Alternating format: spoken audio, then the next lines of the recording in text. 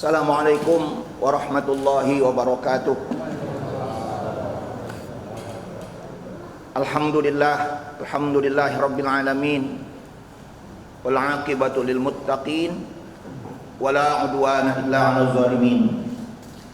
Asyhadu an la ilaha illallah wahdahu la syarikalah.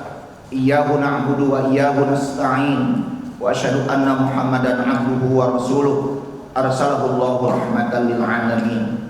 Allahumma salli wa sallim wa barik ala hadzal nabiyil karim war rasulil azim Muhammad ibn Abdillahil amin wa ala alihi wa sahbihi hudatil mujahidin, amma ba'd. Hadirin hadirat jamaah salat subuh Masjid Al-Muhajirin rahimakumullah. Kita awali dengan kita memanjatkan puji syukur kehadirat Allah Subhanahu wa taala. Alhamdulillahirabbil alamin. Kita masih diberikan nikmat oleh Allah untuk bersama-sama melaksanakan kewajiban kita, melaksanakan sholat subuh berjamaah di rumah Allah ini. Tentunya kita berharap dari Allah Subhanahu wa taala, semoga Allah meridhai seluruh aktivitas ibadah kita pada hari ini. Salawat dan salam semoga terlimpah untuk Rasul kita yang terakhir, Nabi kita Muhammad SAW, dan mudah-mudahan pula terlimpah untuk Rasul kita yang terakhir, keluarganya, para sahabat, tabi'in, tabi'ut tabi'in, insya Allah termasuk kita sekalian hingga akhir zaman. Bapak dan Ibu sekalian, kita kembali lagi membahas yang masih berkaitan dengan masalah akidah, yang masih berkaitan dengan masalah keyakinan atau i'tiqad kita. Pembahasan kita kali ini berkaitan dengan surat Ali Imran, surat ketiga di ayat ke-7, dan kita berikan tema judul atau pembahasan kita disebutkan tentang at-tauhid wa at-takwir.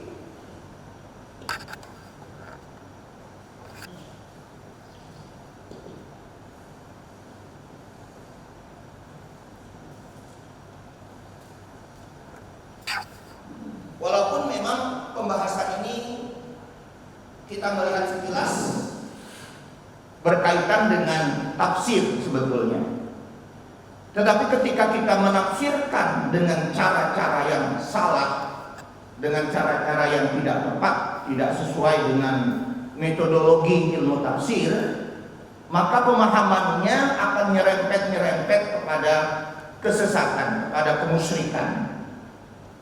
Nah, jadi ini yang harus kita jadikan pemahaman kita, pertimbangan kita untuk tidak melakukan penafsiran-penafsiran yang tidak berdasarkan metodologi yang sudah ditetapkan oleh para ulama kita. Hadirin jamaah salat subuh rahimakumullah.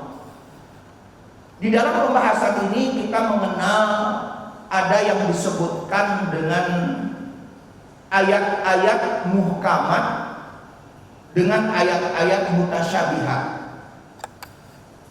Karena kalau Bapak merujuk kepada ayat 7 surat Ali Imran tadi, di sana sudah disebutkan oleh Allah Subhanahu wa taala, a'udzubillahi minasyaitonir rajim. Bismillahirrahmanirrahim.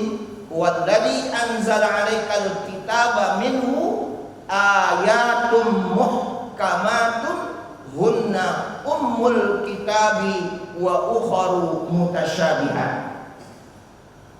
Di sana ada disebutkan dengan muhkamat dan mutasyabihat.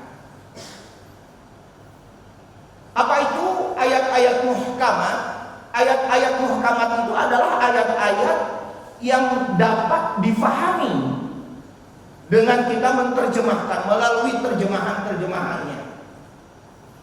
Baik kita pahami secara perkata dan juga kita memahaminya tentunya berdasarkan gramatika atau grammar dari tata bahasa Arab, ilmu nahwu, ilmu shorof.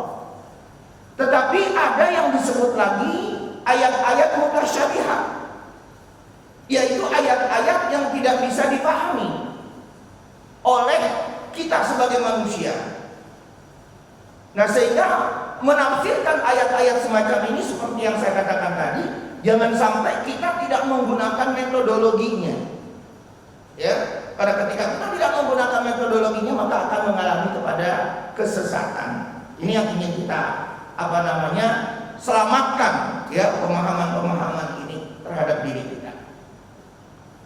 Bapak dan Ibu sekalian, sekarang kita lebih dulu memberikan pengertian tentang apa itu takwil dan apa itu tafwid. Secara literal, takwil artinya adalah memalingkan atau memindahkan. Maksudnya adalah memindahkan arti yang sebenarnya dengan arti yang lain. Itu namanya takwil, Pak. Saya ulangi, memindahkan arti yang sebenarnya kepada arti yang lain. Nah, kenapa ini harus ditempuh atau harus dilakukan? Nah, inilah yang saya katakan tadi. Karena ini berkaitan dengan ayat-ayat mutasyabihat. Sehingga arti yang sebenarnya ini tidak diartikan begitu, tetapi diartikan dengan arti yang lain. Nah, tujuannya untuk apa? Tujuannya untuk menyelamatkan pemahaman kita terhadap Al-Quran itu sendiri yang berkaitan dengan ayat-ayat mutasyabihat. Kemudian yang kedua, disebutkan dengan istilah tafwid. Apa itu tafwid? Arti literalnya tafwid adalah menyerahkan. Maksudnya apa? Maksudnya adalah menyerahkan arti tersebut, makna tersebut kepada Allah Subhanahu wa taala. Hanya Allah yang tahu. Itu namanya tafwid.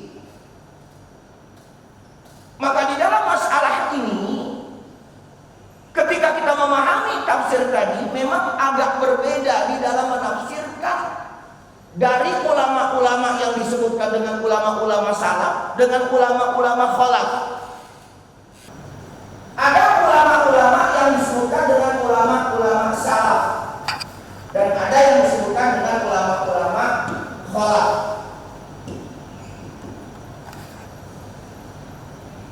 Kita berikan batasan. Ulama-ulama salaf itu siapa? Ulama-ulama salaf itu adalah ulama-ulama yang hidup sesuai dengan ittifaq kesepakatan para ulama 3 abad setelah Rasulullah.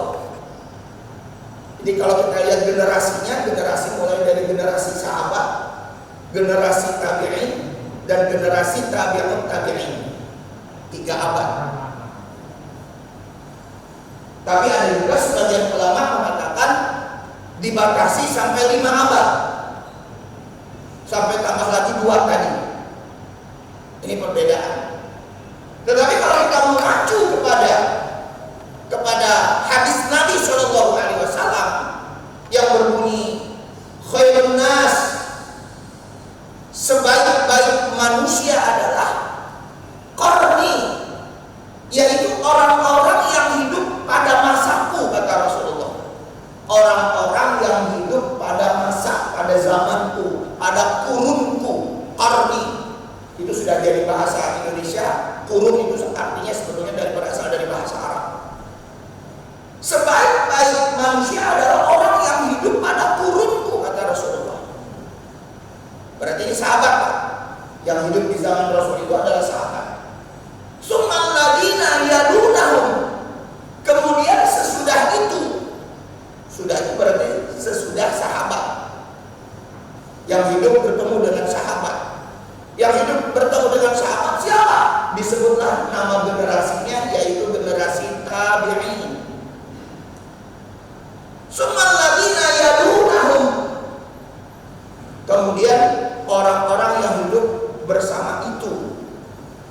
bersama tabi'in, namanya disebut dengan tabi'ut tabi'in berdasarkan hadis dalam masalah ini. Berarti ulama-ulama salaf itu adalah ulama-ulama yang kita katakan tadi dihitung dari generasi sahabat, tabi'in dan tabi'ut tabi'in. Lalu yang kedua yaitu ulama-ulama khalaf. Ulama-ulama khalaf itu adalah ulama-ulama yang berarti yang hidupnya sesudah dari 3 abad itu, Pak, sesudahnya. Atau kalau mau dikatakan tadi yang 5 abad, sesudah dari 5 abad sampai sekarang itu namanya khalaf. Arti letterlock, salaf artinya yang dahulu. Salaf itu arti letterlocknya dahulu. Khalaf arti letterlocknya adalah yang belakangan. Itu arti letterlocknya. Maka berarti 2 generasi ulama yang kita maksudkan tadi di sini, maka akan berbeda di dalam menafsirkan tentang ayat-ayat muhkamat ini. Nah, Bapak dan Ibu sekalian, di dalam masalah ini, kenapa kita memerlukan apa yang disebut dengan 2 istilah tadi? Kalau tadi kita sebutkan takwil itu diperlukan untuk menyelamatkan dari sisi keyakinan tentang ayat-ayat muhkamat itu tadi, khususnya yang berkaitan dengan Allah, khususnya yang berkaitan dengan Allah. Nah, sedangkan takwil berarti kita menerjemahkannya serahin sama Allah saja. Allah yang tahu arti maksudnya itu dari ayat-ayat tersebut. Nah, dari 2 metode ini yang saya katakan tadi, jelas ini akan menyelamatkan dari sisi akidah kita. Kenapa? Pertanyaannya lagi dalam masalah ini adalah, ada ulama-ulama tertentu yang mengartikan ayat yang mutasyabihat itu diartikan menurut pemahaman dia. Ini yang berbahaya. Saya berikan contoh, barangkali pernah saya berikan contoh dalam pertemuan-pertemuan yang lalu. Bapak nanti bisa lihat di dalam Quran surat Toha surat 20 ayatnya ayat 6. Di sana dikatakan Ar-Rahman 'alal 'arsy istawa, 'alal 'arsy istawa.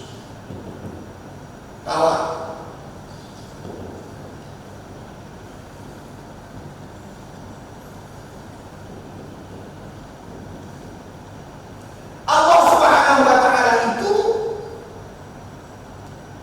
bersemayam di atas arsy.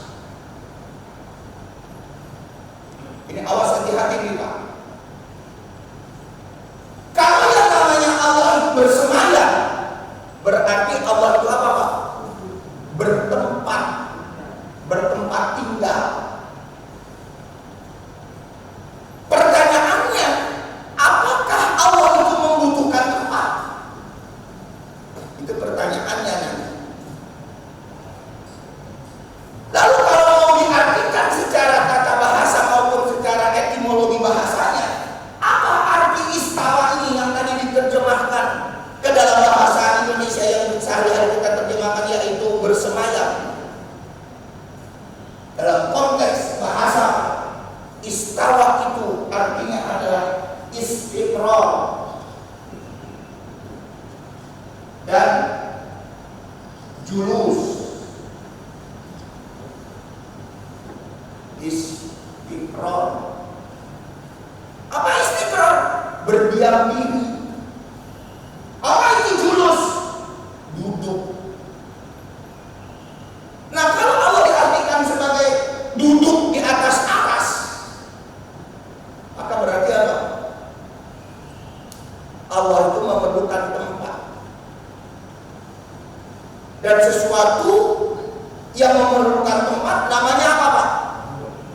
Sesuatu yang memerlukan tempat namanya apa? Benda. Jadi, apakah Allah itu benda? Pertanyaannya begitu lagi nanti. Tentu kita akan jawab bukan, tidak. Allah bukan benda. Allah bukan jisim.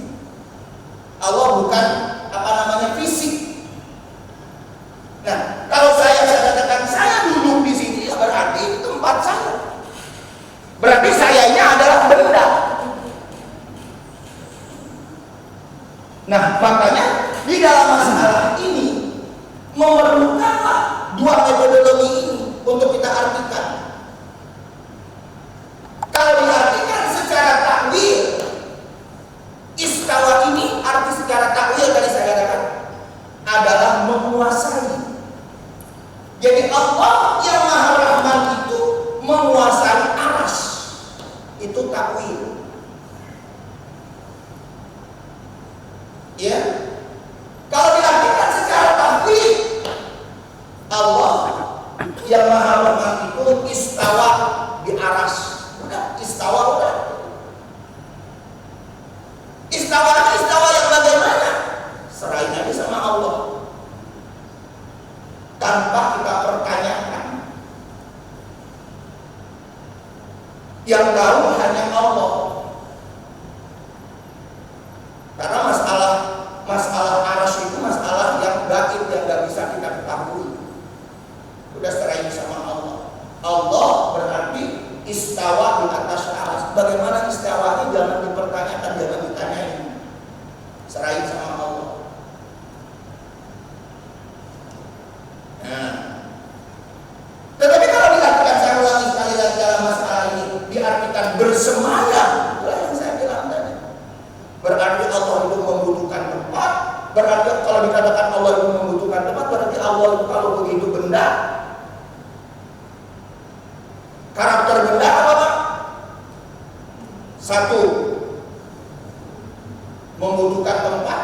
Karakter benda yang keduanya bergerak, berubah. Itu namanya benda. Padahal Allah bukan benda. Nah, ini yang harus kita pahami lagi. Nah, kemudian contoh yang berikutnya, Bapak bisa lihat di dalam Al-Quran, surat Al-Fat, surat ke-48 ayatnya ayat 10. Allah di sana mengatakan yadullah fauqa aydihim. Yad itu artinya tangan. Kalau diartikan secara biasanya, tangan Allah di atas tangan mereka.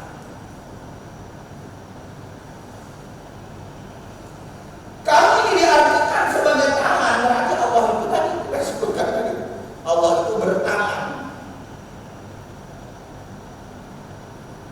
Nah, makanya ulama-ulama khalaf kembali lagi di dalam masalah ini mengartikan yad itu bukan tangan, artinya kekuasaan. Kekuasaan Allah berada di atas tangan-tangan manusia. Tangan itu kan biasanya diartikan kekuasaan. Nah, ini permasalahannya. Nah, sehingga di dalam masalah ini merujuk kepada ayat 7 tadi kita sebutkan lagi, ayat 7. Bapak bisa lihat kalau yang bawa Quran. Ayat 7 mengatakan, fa ammal ladzina fi qulubihim zayghun fayattabi'una ma tashabaha minhu ibtigha'al fitnati wa ibtigha'a ta'wili. Fa ammal ladzina fi qulubihim zayghun, adapun orang-orang yang di dalam hati mereka itu ada zaygh. Apa itu Pak zaygh? Zaygh dalam pengertian bahasa Arab adalah az-zaygh al-muyulu ila dhalal. Al-muyulu ila dhalal. Zaygh itu adalah kecenderungan kepada kesesatan. Muyul itu artinya cenderung kepada kesesatan. Kalau orang-orang yang mempunyai di dalam hatinya ada kecenderungan kepada kesesatan itu, apa kata Allah? Fayattabi'una ma tashabaha, maka mereka akan mengikuti apa yang samar-samar itu diikuti. Fayattabi'una ma tashabaha minhu ibtigha'al fitnah, yang kemudian akhirnya dicari-cari arti-arti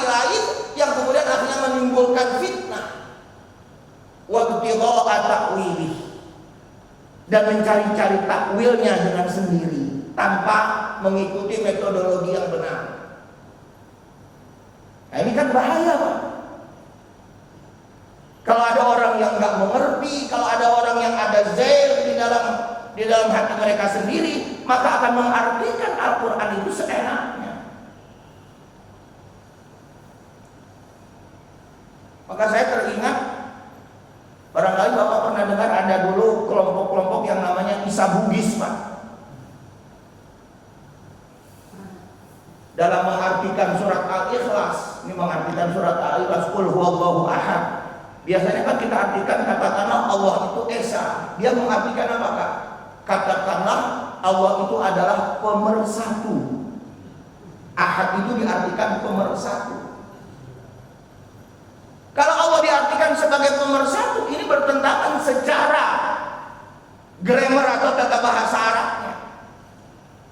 Karena yang namanya pemersatu itu bentuknya bentuk apa, Pak? Bentuk pelaku. Sedangkan ahad bukan bentuk pelaku, bukan isim fa'il dalam konteks bahasa Arab, isim fa'il.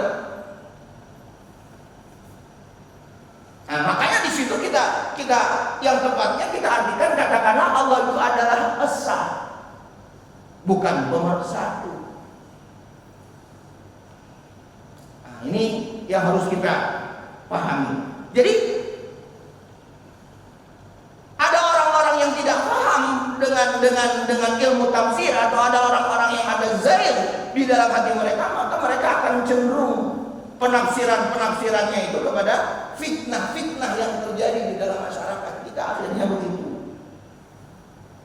Akhirnya timbul kesesatan.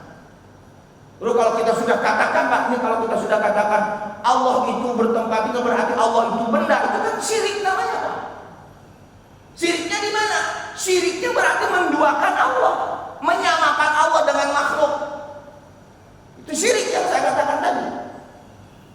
Sedangkan kita prinsipnya sudah jelas itu. Surat Al-Ikhlas ayat terakhir, walam yakul lahu kufuwan ahad. Tambah lagi surat Asy-Syura surat 42 di ayat 11, laisa kamitslihi syai'un. Allah itu tidak sama dengan siapapun, dengan makhluk apapun. Allah itu tidak sama. Nah, sekarang kalau diartikannya seperti begitu, berarti Allah disamakan dengan makhluknya. Itu yang kita khawatirkan. Jadi saya bilang dari syirik akibatnya.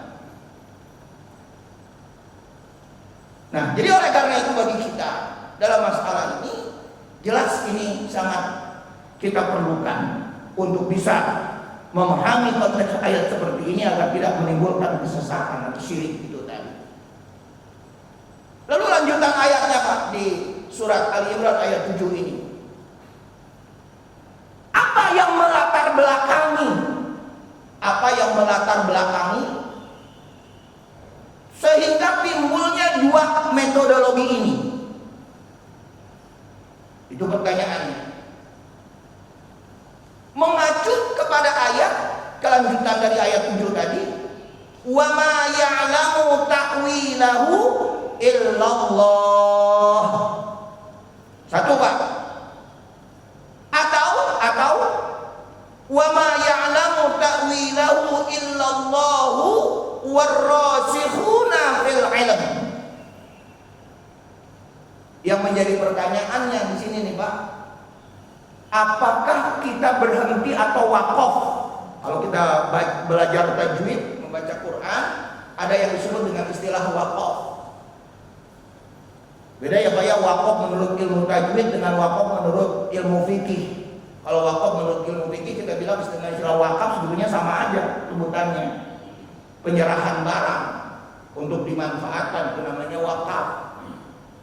Nah, tetapi wakaf dalam pengertian ilmu tajwid di sini artinya kita berhenti. Di mana kita berhentinya? Kalau kita berhenti, wa ma ya'lamu ta'wilahu illallah, berhenti di situ. Dan tidaklah ada yang mengetahui kecuali Allah, tidak ada yang mengetahui kecuali Allah, maka di dalam masalah ini berlaku metodologi yang namanya tadi tafsir.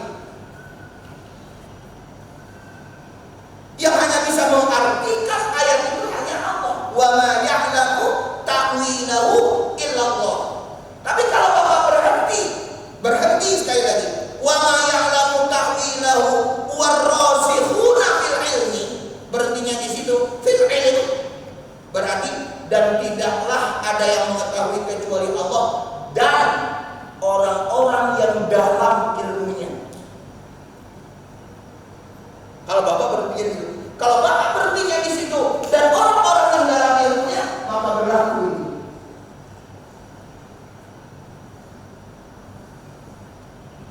Ini latar belakangnya dalam masalah ini. Tapi kalau kita lihat cetakan-cetakan Al-Quran kita ini di Indonesia ya, khususnya dari Departemen Agama atau Kementerian Agama, itu tanda wakafnya itu ada di Allah. Wa ma ya'lamu ta'wilahu illallah. Kalau Bapak lihat nanti Qur'annya itu, ya itu berhenti di situ. Malah di situ kalau kita lihat berhentinya pakai tanda mim, Pak. Tanda mim itu kepanjangan dari mutlak, jadi harus.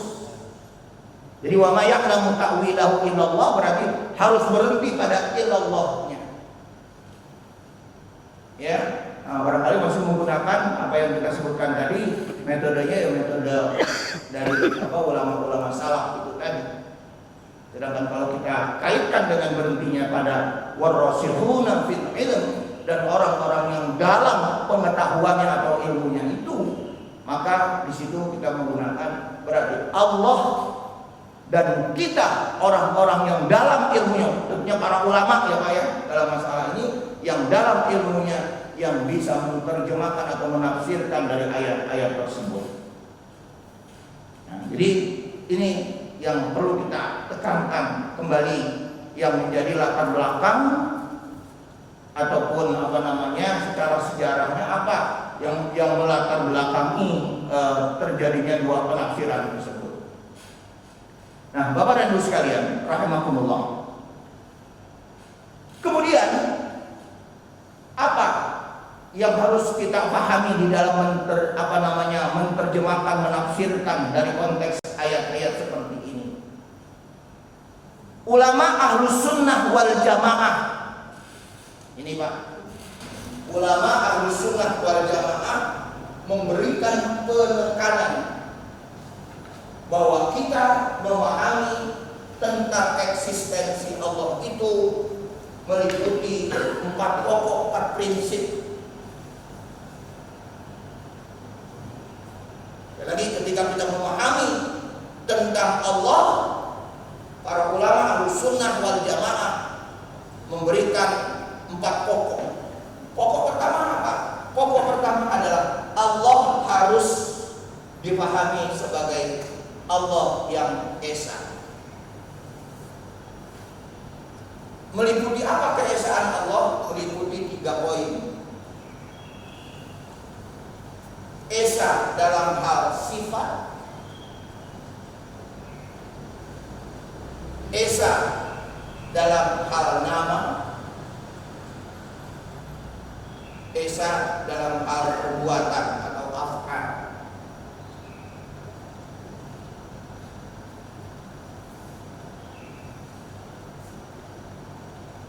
Maaf ini Pak, sifat dan nama kita jadikan satu. Sifat yang di atas kita artikan zat.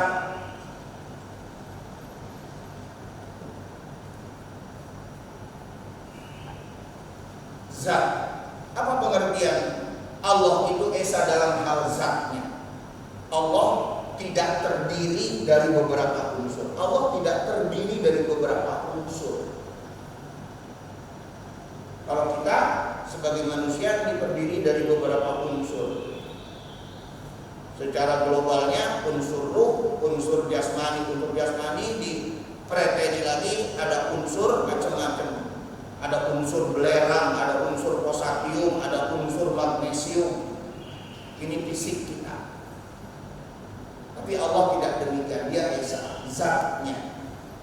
Yang kedua adalah nama sifat. Sifat-sifat Allah itu tidak sama dengan makhluk. Nah, tadi kita sebutkan. Ya, Allah itu bukan benda. Karena yang namanya benda punya sifatnya tadi, membutuhkan tempat. Nah, kemudian juga perbuatan atau fi'il af'alnya Allah. Dia juga Esa. Artinya apa? Ketika Allah mau berbuat, Allah itu tidak disebabkan oleh sesuatu ketika Allah itu mau berbuat. Kan nggak kayak kita ya Pak. Kita mau sholat. Kenapa kita mau sholat? Karena kita memang membutuhkan ibadah. Kita mau makan karena kita memang lapar. Kita mau bertolabul ilmi, berada di majelis ilmu sekarang ini karena kita memang bodoh, pengen berilmu, mencari ilmu. Allah tidak demikian. Itu namanya perbuatan. Yang kedua, pokok yang kedua dalam kita menafsirkan ayat-ayat Allah Subhanahu wa taala itu harus apa yang disebutkan dengan istilah tanzih.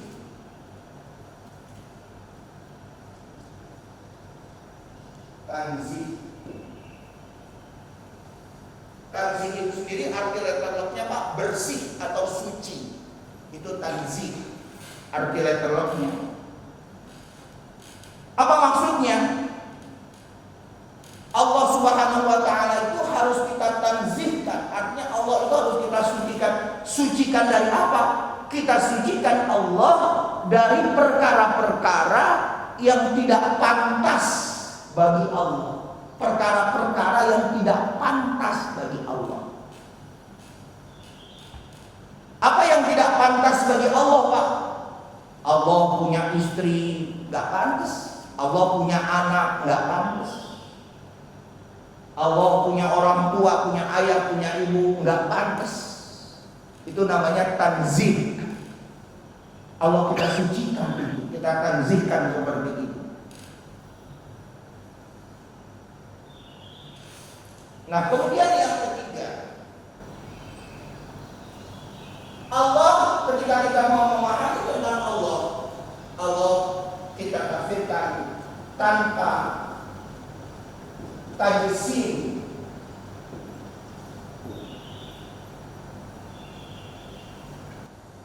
Jangan dijisimkan Allah itu, jangan disamakan dengan benda Allah. Nah, tadi kita sudah sebutkan,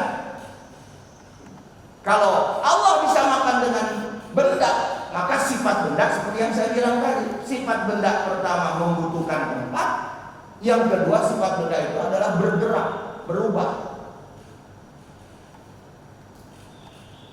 Ini menjadi satu permasalahan yang harus kita pahami, ya.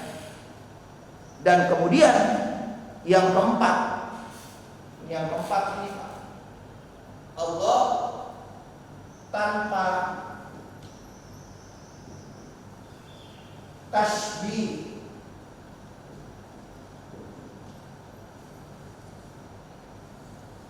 Apa itu tasbih? Tasbih itu diserupakan. Jangan Allah itu diserupakan, disamain dengan makhluk. Jadi kalau Allah itu diserupakan dengan makhluk, disamakan dengan makhluk, ini kan tadi kita bilang akan mengakibatkan syirik itu tadi. Dan ini berbahaya sekali.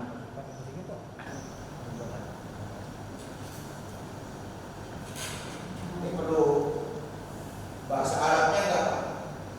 Esa ini tadi bahasa Arabnya ahad, kemudian tanzih,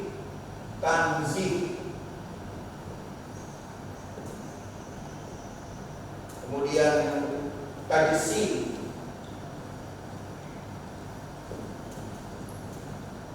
kemudian tasbih,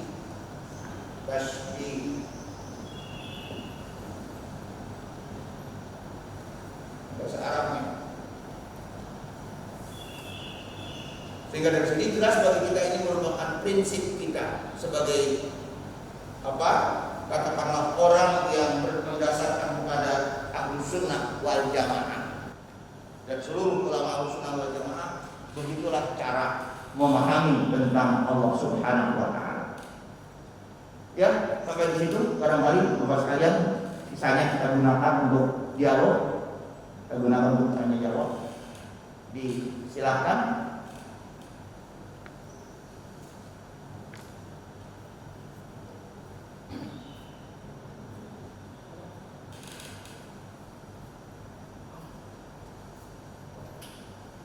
Ya, silakan.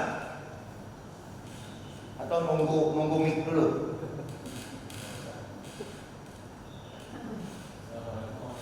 Waalaikumsalam.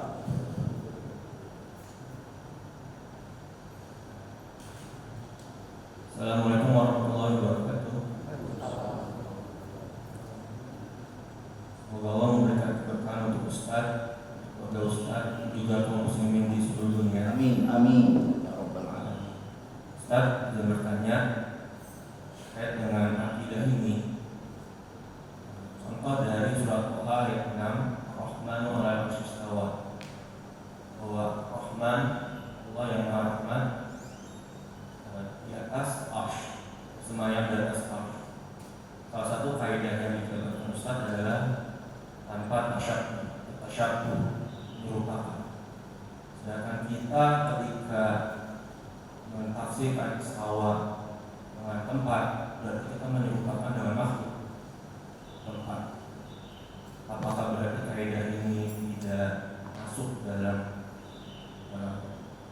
bagaimana kita bisa memahami ayat tersebut? Karena ketika kita mau memahami istawa itu, kita harus menyerupakan ayat tersebut dengan makhluk. Sedangkan salah satu kaidah kita yang Ustaz sebutkan adalah tanpa tasybih, tanpa tasyabbuh, menyerupakan dengan makhluk. Di surat Asy-Syura ayat 11 juga, laisa kamitslihi syai'un wa huwas samiul basir. Allah itu tidak serupa dengan satupun. Allah Maha mendengar, Maha melihat. Dan sisi lain juga, ketika kita menyerupakan makhluk, apa yang disebutkan senama dengan makhluk tidak berarti sama dengan yang disifatkan kepada Allah Jalla wa'ala.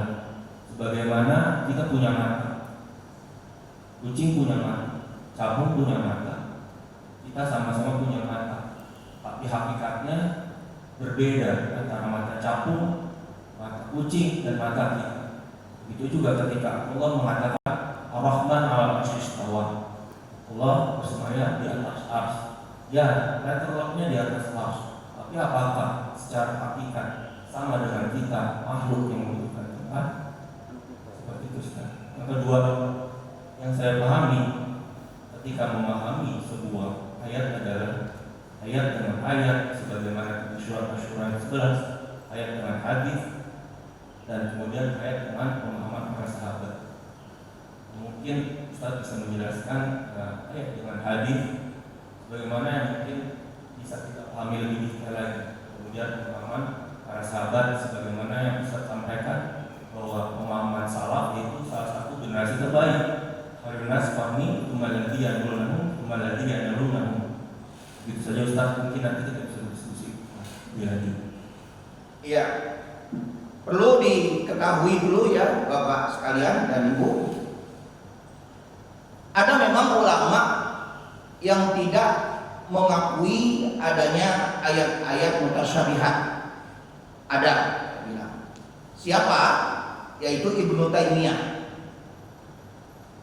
Nah, Ibnu Taimiyah ini hidup di abad ke-7, Pak. Dia hidup tahun 661 Hijriah sampai kurang lebih 728 atau 729 Hijriah.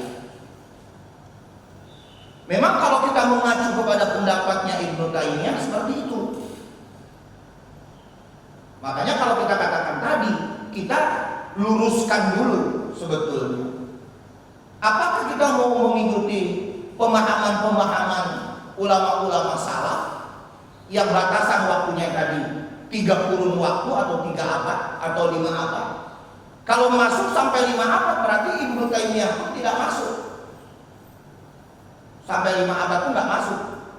Dan ini dijadikan memang oleh golongan yang menamakan diri dengan istilah Salafi Wahabi, ya, dalam masalah ini. Nah, sehingga bagi kita yang mempercayai, sekali lagi, yang mempercayai adanya ayat-ayat mutasyabihat, mau tidak mau akan seperti itu kita memahaminya. Mau tidak mau. Kenapa? Kalau Bapak katakan tadi, kita mengacu kepada pendapatnya apa yang disebut dengan Abul Hasan Al-Asy'ari. Nah, ini nanti orang-orang Salafi Wahabi ini nggak mau lagi nih menggunakan apa namanya ini Abul Hasan Al Asy'ari. Ini menjadi persoalan lagi. Dikatakanlah Abul Hasan Al Asy'ari itu sesat dan lain sebagainya. Termasuk juga nanti ulama seperti Abul Hasan Al Maturidi yang memberikan konsep tentang sifat Allah yang 20 gitu. Nah, jadi seperti itu sebetulnya. Jadi bagi kita yang seperti tadi kita sudah sebutkan, mau nggak mau harus seperti begini. Karena itu tadi pada prinsipnya. Walam yakul lahu kufuwan ahad, laisa kamitslihi syai'un. Nah, sekarang kalau tadi diartikan seperti kita kutip lagi dari ayat surat Al-Fat tadi, yadullah fawqa aydihim. Tangan Allah, tangan Allah. Allah itu berarti memang kita harus artikan yad itu tetap artinya tangan. Nah, sekarang kalau kita katakan Allah itu punya tangan, berarti tangannya Allah nggak sama dengan tangan kita, tetapi artinya tetap tangan. Nah, kalau kita artikan tangan, artinya tangan berarti yang saya bilang tadi, Pak. Tangan itu berarti benda. Nah, disinilah ruang lingkupnya lagi, saya ulangi sekali lagi, Pak. Dasar dari apa yang kita sebutkan tadi, ulama-ulama salaf dan ulama-ulama khalaf itu memberikan ruang untuk memahami secara akal pula, memahami secara akal. Pahami lagi, Pak. Makanya disebutkan oleh para ahli termasuk ulama-ulama kita juga bahwa Ibnu Taimiyah itu tidak memberikan ruang akal, tetap mengacu kepada pemahaman tekstual yang secara ketat, tekstualnya ketat. Nah, sedangkan dari Ahlus Sunnah wal Jamaah ada peranan dulu pernah kita bahas itu tentang akal. Nah, kita ada akal. Jadi kalau diartikan Allah itu bertangan, tapi tangannya Allah itu tidak sama dengan tangannya manusia, tetap saja itu diartikan tangan. Tapi kalau kita sebutkan saja, udah deh, yadullah itu yadnya Allah di atas tangan-tangan manusia. Nah, kalau tetap diartikan sebagai yad tangan, berarti tangan itu benda, gitu maksudnya, secara akalnya.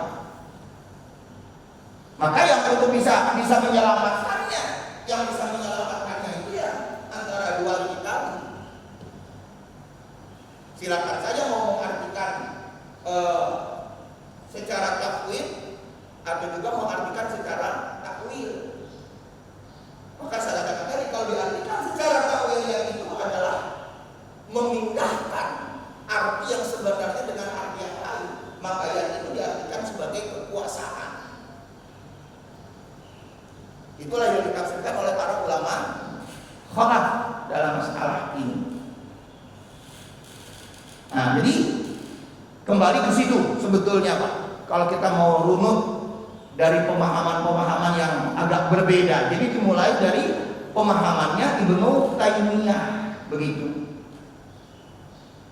Ya, dari pemahaman Ibnu Taimiyah inilah yang melahirkan perbedaan-perbedaan yang amat mencolok ya dalam masalah ini dengan apa yang kita sudah kemukakan tadi.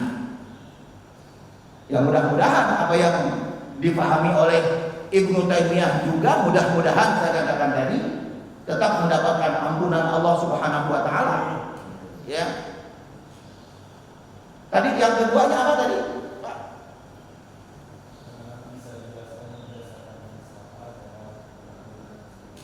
Sebagai contoh misalkan seperti ini, ketika kita bicara ulama salaf, yang saya pahami ulama salaf salah satu adalah empat imam besar, Imam Malik bin Anas rahimahullah. Ceritanya kaifa istawa, bagaimana istawanya Allah. Istawa mafhum, Ya. Soal majhul wa dhaman wajib. Itu salah satu pendapat dari ulama-ulama salaf. Hanya ulama khalaf yang didapatkan sedemikian. Begitu juga dengan Imam Syafi'i, Imam Ahmad bin Hanbal. Maka seharusnya antara salaf dan salaf akan berkesinambungan. Ketika kita bicara dengan hadis, mungkin nanti bisa dijelaskan oleh Ustaz. Apa yang bisa mempertajam pemahaman kami terkait dengan ayat-ayat syabih, takwilan, dan tafsir. Syukran Ustaz, jazakumullah khairan. Yang kedua, pertanyaan yang kedua ini sebagai jawabannya, memang pernah Nabi ketika itu didatangi oleh seorang penggembala yang akal pemikirannya belum cerdas. Akal pemikirannya belum cerdas. Seorang penggembala itu bertanya kepada Rasulullah, "Aina Allah? Aina Allah ya Rasulullah?" Begitu pertanyaan si penggembala yang belum cerdas, belum dewasa ini. Lalu dijawab oleh Rasulullah SAW, Allah itu ada di atas. Itu jawabannya dari Rasulullah seperti itu. Nah, pemahaman hadis ini harus dipahami bagaimana Nabi pada waktu itu berbicara pada orang yang tingkat pemahamannya itu belum cerdas. Tingkat pemahamannya belum cerdas. Dijawablah secara singkat dengan menunjukkan tangan Nabi ke atas. Nah, seperti itu sebetulnya. Nanti termasuk Nabi, Pak. Nama-nama Allah yang disebutkan dalam Al-Quran, Al-Ali, Allah itu tinggi. Nah, pertanyaan, apakah ketinggiannya Allah itu ada di atas sana? Para ulama memahami dalam konteks seperti ini, itu Nabi hanya memahami dari sisi arah, bukan Allah itu ada di sana. Lalu bagaimana ada ayat-ayat Al-Quran yang mengatakan aina takunu, di mana saja kamu berarti di situ juga ada Allah. Fatama wajah Allah. Diartikan Allah itu ada di mana-mana katanya. Nah, kalau ini juga diartikan seperti demikian, Allah itu ada di mana-mana. Bagaimana kesan dari akal, Pak? Kalau gitu Allah itu banyak, ada di mana-mana. Makanya para ulama mengartikan ayat itu pengawasan Allah dimaksudkan di situ. Allah itu ada di mana-mana berarti pengawasan Allah itu meluas kemana-mana. Itu pengawasan. Nah, jadi kalau ini betul-betul juga dipahami secara akal kita, ini juga bisa kita terima. Kenapa? Karena akal tidak akan mungkin bisa bertentangan dengan ayat dan sunnah, itu tidak akan mungkin. Saya pernah jelaskan dulu. Apakah mungkin apa yang diterima oleh akal itu bertentangan dengan ayat Quran, dengan sunnah Rasul? Apakah mungkin? Jawabannya tidak mungkin. Karena Allah mempersiapkan akal ini untuk bisa menerima ayat Quran, untuk bisa menerima sunnah Rasul. Banyak ayat Quran ataupun hadis-hadis Nabi yang tidak sesuai dengan akal, tetapi akhirnya akal menerima. Apa contohnya, Pak? Saya pernah bilang dulu, sholat subuh 2 rakaat. Kenapa nggak sholat zuhur aja yang 2 rakaat habis capek kita, atau sholat asar 2 rakaat? Tapi kenapa sholat subuh yang 2 rakaat nggak 4 rakaat sekalian olahraga? Tapi akhirnya memahami tentang ini, akal tunduk. Maka akal itu kita sudah nyatakan dulu, akal itu adalah alat untuk memahami ayat, alat untuk memahami sunnah, bukan sumber. Sumber hukum Islam jelas adalah Quran dan sunnah. Kalau mau ditambah lagi, pernah saya katakan dulu ijma dan qiyas, tapi nggak sepakat nanti. Orang mengatakan lagi seperti itu. Apalagi, Pak? Orang yang musafir, dia pakai sepatu, kenapa yang harus dibasuh atas sepatunya? Ininya, Pak. Kenapa nggak di sininya gitu? Kalau pakai akal nggak mungkin, tapi akal menerima akhirnya seperti itu. Akal tunduk. kepada wahyu, kepada Quran, kepada sunnah. Nah, sehingga di dalam masalah ini jelas bagi kita, ya,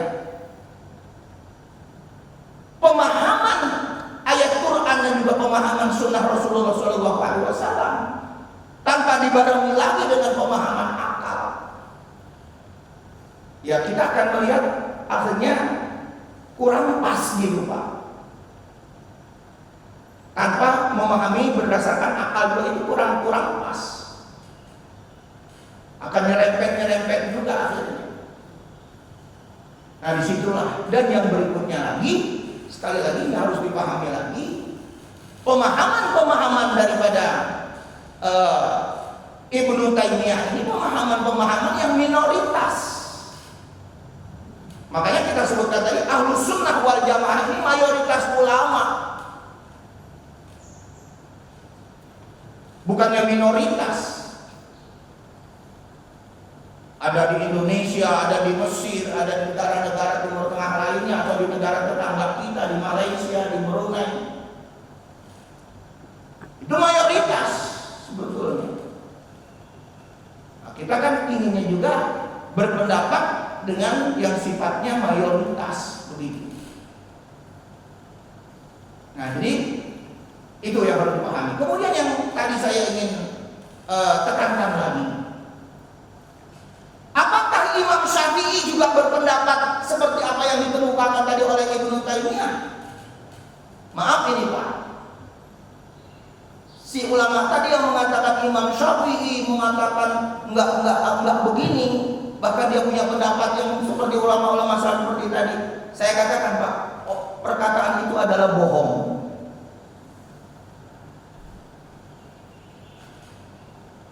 Imam Malik, Imam Syafi'i, Imam Ahmad bin Hanbal yang kita masukkan ke dalam kategori ulama-ulama salaf ini mengatakan ketika menafsirkan ayat tadi, apa kata mereka? Ma aradallahu wa rasuluh, ma aradallahu wa rasuluh. Menafsirkan ayat yang berkaitan dengan tadi, ma aradallah, kita serahkan kepada kehendak Allah dan kehendak Rasulnya. Itu Imam Syafi'i. Termasuk Imam Malik. Imam Malik ini Pak, di sini dikatakan oleh Imam Malik, ketika Imam Malik ditanya soal Ar-Rahmanu 'alal 'arsy istawa, ditanya oleh seseorang tentang ayat tersebut, apa jawaban Imam Malik? Imam Malik terdiam sejenak. Lalu akhirnya dia berkata, untuk memahami tentang itu artinya sangat banyak. Tetapi karena hal itu masalahnya masalah yang sangat dalam, maka tidak perlu dipertanyakan secara mendalam. Ya, kita serahkan kepada Allah tadi. Ma aradallahu wa rasuluh. Serahkan saja sama Allah. Jangan mencari takwil sendiri di luar dari metodologinya, di luar dari manhajnya. Nah, itu yang dimaksudkan dengan apa namanya Ar-Rahman 'alal 'arsy istawa. Nah, jadi ya, dari pertanyaan-pertanyaan yang kita kemukakan tadi, jelas bahwa Imam Malik pun dalam masalah ini yang kita sebut dengan ulama salaf, ya, Imam Malik itu hidup di abad-abad pertama, ya, dia hidup di tahun 150 sampai 179 Hijriah. Sesudah Imam Hanafi, ya, Imam Hanafi itu hidup dari tahun 80 Hijriah sampai tahun 150 Hijriah. Tapi nggak ketemu Pak, Imam Malik dengan Imam Hanafi ini nggak ketemu. Yang ketemu Imam Malik itulah hanya Imam Syafi'i, ya, karena Imam Syafi'i pernah belajar dengan Imam Malik. Ya, Imam Malik ini ada di Madinah, ya, hidupnya di Madinah. Nah jadi Imam Syafi'i, Imam Maliki, Imam Syafi'i, Imam Ahmad bin Hanbal itu mengatakan demikian. Nah apalagi nanti yang kita peruncing lagi nih, kalau mau lebih diluruskan lagi itu masuk kepada bagaimana Imam Ahmad bin Hanbal mempertahankan bahwa Al-Quran itu adalah kalam Allah, bukan makhluk. Nah, ini persoalannya nanti jadi runcing lagi, lebih ngejerimet lagi, Pak. Apakah Quran itu makhluk? Nah, dengan kelompok-kelompok yang seperti tadi itu akan berbeda lagi nanti. Bab, memang ayat Al-Quran mengatakan wa kallamallahu Musa taklima. Allah Subhanahu wa taala berbicara, bercakap-cakap dengan Nabi Musa itu. Nah, kalau dikatakan bercakap-cakap atau berbicara, berarti apa Pak di sini, Pak? Menurut mereka adalah makhluk. Nah, pertanyaannya apakah Quran itu berkaitan dengan zat Allah? Ruwet lagi, pusing ya Pak ya. Jangan terlalu dalam ya. Nah, jadi seperti itu. Jadi kalau dikatakan diterangkan dengan hadis Nabi menerangkan kepada seorang anak yang belum cerdas itu tadi. Aina Allah. Secara singkat dikatakan begitu. Tapi bukan berarti Allah itu ada di atas. Karena pengertian langsung Allah itu ada di atas itu tadi, Allah berarti membutuhkan tempat.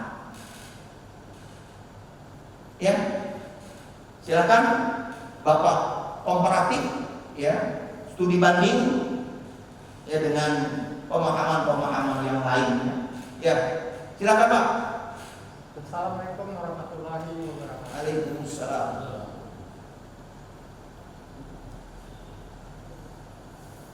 Ada dua ustaz menyampaikan di Muhajirin ini yang mungkin berbeda mengenai apa yang dibaca setelah sholat. Apa yang dibaca Setelah sholat selesai. Yang satu bilang baca cukup 3 kali, yaitu astagfirullahaladzim, astagfirullahaladzim, astagfirullahaladzim. Tapi ustaz yang lain, saya sebutin aja namanya Ustaz Al-Deber, bahwa setelah sholat bacanya cukup subhanallah 10 kali, alhamdulillah 10 kali, Allahu Akbar 10 kali. Nah saya bingung nih Ustaz, yang mana yang benar? Apakah yang astagfirullahaladzim 3 kali atau seperti yang disebutkan oleh Ustaz Al-Mahmud Al-Deber? Nah mohon bantuan Ustaz agar saya tidak bingung. Terima kasih. Assalamualaikum warahmatullahi wabarakatuh. Assalamualaikum. Ini seharusnya gini nih Pak, si ustadznya nih, kalau saya menyarankan ke si ustadz. Ustadz jangan dulu bikin statement kalau pemahamannya belum luas. Itu sebetulnya saran singkat saya. Kalau kita ingin memahami pemahaman yang lebih luas, berbicara tentang hadis, hadis itu bukan Bukhari dan Muslim doang. Disarankan oleh para ulama, kalau Anda mau menjadi seorang yang faqih, bisa memberikan sedikit tentang fatwa, minimal 6 hadis harus kamu kuasai. 6 hadis. Apa itu 6 hadis? Bukhari, Muslim, Tirmizi, Ibnu Majah, An-Nasa'i dan Abu Dawud. Malah sebagian ulama lagi mengatakan nanti tambahin lagi 4, jadi 10. Apa itu? Sunan-sunan. Apa namanya? Musnad. Musnadnya Imam Syafi'i, musnadnya Imam Ahmad bin Hanbal. Tambah lagi kalau mau lagi sahihnya sahih-sahihnya Sahih Ibnu Khuzaimah, Sahih Ibnu Hibban. Seharusnya si ustaz itu seperti itu. Ini tidak. Bukhari saja nggak tamat dia membaca Sahih Bukhari. Nah, jadi dalam masalah ini sebetulnya apa yang dikatakan oleh si ustaz tadi, sebetulnya semuanya ada dalil tuh Pak, betul ada dalil. Tapi Tapi jangan langsung dikatakan diklaim begitu. Memang ada yang mengatakan 10 kali betul, ada hadisnya, itu ada hadis.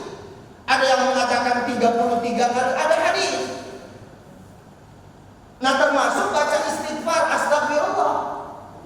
Dalam hadis-hadis yang lain ditambahkan oleh para ulama, apakah cukup astagfirullah, astagfirullah, astagfirullah, nggak pakai al-azim? Sebagai ulama silahkan menambahkan astagfirullah al-azim. Termasuk lagi Allahumma antas salam wa minkas salam wa ilaika yaqulu salam. Apa cukup Allahumma antas salam sampai tabarakta rabbana ya dzal jalali wal ikram? Nah, ini kan persoalan-persoalan sebetulnya. Nah, tetapi sebaiknya sebutkan tadi ya, memberikan statement atau arahannya itu tadi begini, semua itu dasarnya ada hadis. Kalau Ustaz itu memahami hadis-hadis Nabi, Bukharinya dibaca. Kan termasuk lagi nanti membid'ahkan itu. Kalau sholat nggak boleh baca doa iftitahnya itu Allahu Akbar kabira walhamdulillahi katsira. Kalau mau baca doa iftitahnya nggak boleh pakai ini, langsung aja wajahku. Sebetulnya ada hadis-hadisnya semuanya itu, Pak. Allahu Akbar kabira walhamdulillah ada hadisnya yang di Sahih Muslim. Mau baca wajah atau ini wajahku wajhiya lillazi fatara samawati wal ard juga ada hadisnya di Al-Baihaqi, ini pakai lafaz ini. Atau Bapak mau baca misalnya Allahumma ba'id baini khataaya kama ba'adta bainal masyriqi wal maghrib. Makanya kalau menurut saya hal-hal yang seperti itu silahkan saja. Mau baca ini tapi digabung. Banyak itu misalnya Pak nih, doa-doa sesudah atau zikir-zikir sesudah sholat. Kaitannya dengan misalnya lagi membaca 30 itu ada hadis. Baca ayat kursi ada hadis. Sesudah sholat. Itu hadis-hadis itu banyak. Jadi nggak satu saja. Nah, digabung. Nah, ini sayangnya Ustaz tadi tergesa-gesa. Ya. Nah, kalau juga mau memberikan penjelasannya seperti itulah kira-kira sebaiknya. Jadi supaya tadi dibilang umat ini nggak bingung atau Bapak nggak bingung. Nah, sebaiknya begitu. Ya. Cuma juga ini cuma buat lagi nih Pak nih, saya menyarankan barangkali ke Pak Hadi Rustam nanti. Ya, kalau kita mau belajar ya studi banding lah. Jangan satu golongan atau satu kelompok saja. Semua. Jangan satu kelompok doang. Kalau satu kelompok doang akibatnya menjadi tafarruq, kita terpecah belah. Studi banding komparatif. Makanya kalau di pesantren itu Pak ada yang namanya ilmu muqaranatul madzhab, perbandingan mazhab. Ada di pesantren itu. Perbandingannya seperti apa, di mana kelemahannya, di mana dalilnya, tapi itu nanti kajian-kajiannya. Nah, termasuk barangkali nih sholat subuh ada ustaz yang mau pakai kunut, biarin dia pakai kunut karena memang ada hadisnya. Nanti jangan dikatakan kunut itu adalah bid'ah, salah, keliru. Ilmu itu kan untuk meyakinkan kita bertambah yakin. Ilmu itu kan untuk itu, bukan untuk bertambah bingung. Ini yang terjadi tambah bingung namanya. Banyak ngaji tapi bingung. Ini yang amat disayangkan. Ada Pak tadi Bapak mau tunjuk tangan, silakan. Assalamualaikum Ustaz. Waalaikumsalam. Sangat menarik kajian Ustaz seperti ini. Maaf kalau seandainya ada perkataan saya yang salah. Untuk memahami kajian seperti ini, apakah harus paham dulu sifat-sifat Allah yang 20 itu? Saja mengenai takwilnya, seperti halnya yadullah fawqa aydihim, mengartikannya tidak seletter itu. mukhalafatu lil hawadis. Allah itu tidak bisa disamakan dengan makhluknya. Jadi saya mohon nanti pengajian berikutnya meneruskan kajian-kajian seperti ini supaya kita paham tentang sifat-sifat Allah, kekuasaan Allah. Jadi pertanyaan saya seperti halnya di ayat kursi. Kursius samawati wa ma fil ardh wal ardh. Mohon kekuasaan Allah, langit meliputi langit dan bumi. Mohon bisa dijelasin Ustaz. Assalamualaikum warahmatullahi wabarakatuh. Waalaikumsalam. Sebetulnya pembahasan tentang sifat-sifat Allah pernah kita berikan di sini ya, sebelumnya itu. Cuma memang nggak lama, kalau nggak salah dua kali begitu Pak, karena terlalu panjang, terlalu luas nanti pembahasannya. Tapi yang berkaitan juga dengan sifat 20 itu juga sebetulnya juga sudah, cuma memang juga nggak semuanya ya, nggak semuanya pada saat itu juga sudah diberikan di sini. Cuman kalau memang juga nanti terlalu panjang ya, ada kelompok sebelah juga akhirnya nggak mau Pak. Sifat 20 itu bid'ah katanya. Ya, karena dipelopori oleh Abul Hasan Al-Maturidi. Al-Maturidi itu orang Uzbekistan, orang Uzbek yang hidup di abad ketiga, 200 sekian dia hidup. Ya, nah, jadi seperti itu. Ya, memang idealnya demikian. Kita memahami dulu sifat-sifat Allah itu tadi. Ya, jadi kalau ada orang sebelah mengatakan ya ini bid'ah nih, nggak benar nih sifat 20 itu, tapi juga amat disayangkan ini Pak, amat disayangkan sekali lagi. Mengapa kelompok sebelah juga masalah tauhid dibagi 3, uluhiyah, rububiyah dan asma wa sifat. Itu juga hasil pemikirannya Ibnu Taimiyah. Ya, kalau mau dikatakan pembagiannya ada nggak dalam hadis? Nggak ada. Dalam Quran juga nggak ada. Dikhususkan itu nggak ada. Nah, jadi kembali lagi apa yang saya katakan tadi, bahwa memang idealnya demikian. Cuman memang waktu itu barangkali Bapak nggak hadir gitu ya, waktu kita membahas tentang sifat-sifat Allah itu. Nah, lalu yang berikutnya tadi berkaitan dengan ayat kursi, ya, kursi samawati wal ardh. Nah, memang menjadi pertanyaannya lagi, apakah kursi itu kan ini Pak? Ini kursi namanya. Apakah kata kursi yang ada di dalam ayat Quran itu di Alkitab juga seperti kayak begini? Ini juga kan artinya apa? Berarti tempat duduk kita. Nah, apakah Allah juga membutuhkan tempat?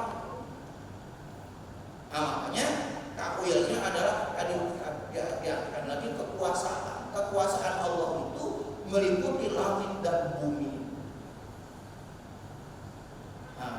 Jadi dari sini juga kita memahaminya secara benar yang sesuai juga dengan akal kita. Kalau kita langsung begitu kan tepat. Jadi sudah tepat kalau mau diartikan lagi kursiyu itu adalah kursiyun ya, orang Arab bilang kursiyu.